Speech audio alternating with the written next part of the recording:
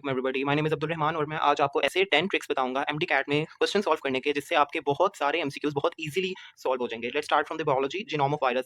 सबसे पहले आप लोगों ने याद रखना है कि हमारी बुक में जितने भी वायरसेस हैं वो सारे के सारे आरएनए एनवेलप्ड हैं। कुछ उनमें से डीएनए एनवेलप्ड है, एनवेलप वैसे का वैसे ही रहेगा, और कुछ उनमें से आरएनए नॉन एनवेलप्ड है, इनमें आरएनए वैसे का वैसे ही रहेगा।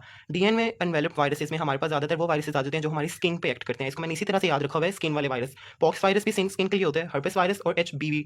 बी को हम आप देखें तो बी बेसिकली डी के जैसे लिखा जाता है, तो इसलिए एचबीवी डीएनए एनवेलप्ड वायरस है। इसके अलावा दूसरी कैटेगरी उन वायरसेस की आती है जो आरएनए नॉन एनवेलप्ड है। नॉन एनवेलप्ड इन ये ज़्यादा खतरनाक वायरसेस होते हैं, तो इसके अंदर आप एच एवी वायरस, एच ईवी वायरस और साथ ही साथ पोलियो वायरस, इस तरीके से आप इसको याद रख सकते हैं। इसके इन 6 के अलावा कोई भी वायरस का आपसे जीनोम पूछ लिया जाए तो आप आंखें बंद करके उस पर आरएनए एनवेलप पर टिक कर देंगे। अनदर शॉर्टकट इज दैट बहुत सारे आप लोगों से कम्बिनेशन पूछ लिए जाते हैं। अगर 2 रेजिस्टर्स गिवन हो तो कितने कम्बिनेशन सर्किट में बन सकते हैं, अगर 2 स्प्रिंग्स गिवन हो, अगर 3 कैपेसिटर्स गिवन हो। ये फॉर्मूला यूनिवर्सल है सबके लिए, 2 की पावर n-1।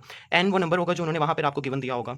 इसके अलावा number of alpha decade particles, ये आपको 2-3 रिएक्शंस, 2-3 कंपाउंड्स दे दिए जाते हैं और आपसे पूछ लिया जाता है कि अल्फा डिकेस कितने हुए हैं, ये उसका रिलेशन है। और ये आपके पास बीटा डिकेस का रिलेशन है। ये बहुत रेयर है, कुछ कुछ ही लोगों को ये पता होता है। एक चीज़ आप लोगों ने याद रखनी है कि पेरेंट माइनस डॉटर होता है, यहाँ पे भी पेरेंट माइनस डॉटर।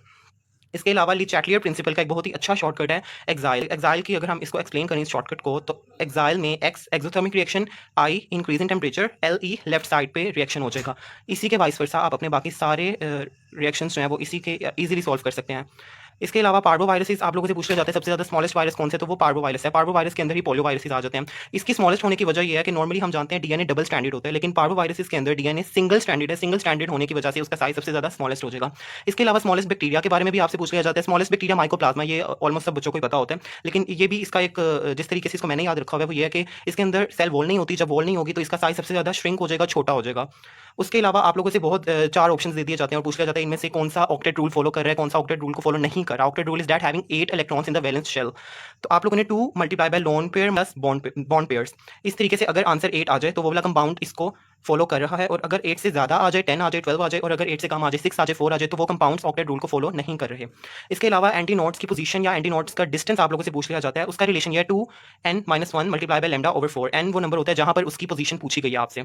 ये भी बहुत ज़्यादा रेयर फॉर्मूला है, इसके बारे में भी कुछ ही लोगों को पता होता है। इसके अलावा ऑर्डर ऑफ ऑब्जेक्टिव का शॉर्टकट बहुत अच्छा है, और इससे आपके ऑर्डर ऑफ ऑब्जेक्टिव के जितने भी क्वेश्चन होते हैं वो इजीली आप इसको सॉल्व कर सकते हैं। आपने सिर्फ ये वाला एक सेंटेंस याद रखना है और इसी की मदद से आपको ऑर्डर ऑफ ऑब्जेक्टिव के आप इंशाल्लाह सारे क्वेश्चन आप इजीली सॉल्व कर सकते हैं। अगर ये मैं सेंटेंस पढ़ूँ तो ब्यूटीफुल ओपिनियन को कहते हैं, tall size, smart shape, brown obviously colour, young age, jolly condition, bilateral pattern, Turkish origin, cellular material, और 4 शो करता है पर्पस को। इस तरीके से आपने सिर्फ ये याद रखना है एक सेंटेंस, और इसी से आपके 10 के 10 ऑर्डर ऑफ ऑब्जेक्टिव के सारे क्वेश्चन आपके इजीली सॉल्व हो जाएंगे।